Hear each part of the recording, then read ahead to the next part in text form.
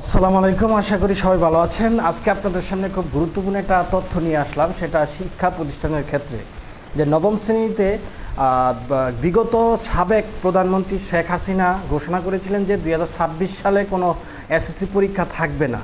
তো এটা এখন বর্তমানে সরকার, তত্ত্বাবধায়ক সরকার, ডক্টর মোহাম্মদ ইউনূস, আমাদের যে প্রধান উপদেষ্টা, উনি ঘোষণা দিলেন যে নবম শ্রেণীতে যারা এখনও রেজিস্ট্রেশন করেন না, রেজিস্ট্রেশন করে ফেলবেন। 2026 সালে গিয়ে এসএসসি পরীক্ষা হবে।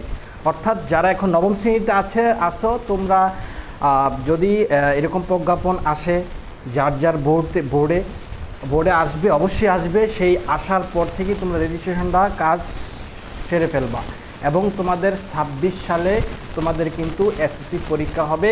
এটা এসএসসি পরীক্ষা বাদ যাবে না, এসএসসি পরীক্ষা হবে। এবং আর যাবতীয় কারিকুলাম যত আছে, ব্যবসা শিক্ষা, তারপরে মানবিক, তারপরে সায়েন্স, এই যে বিষয়ের সাবজেক্টগুলো পুনরায় কিন্তু আবার তোমাদের সামনে আসবে এবং এর পরিবর্তন আগে যেভাবে ছিল ঠিক সেইভাবেই লেখাপড়াটা চলবে। এই হচ্ছে আজকের মেসেজটা। অবশ্যই ভিডিওটি ভালো লাগে, অবশ্যই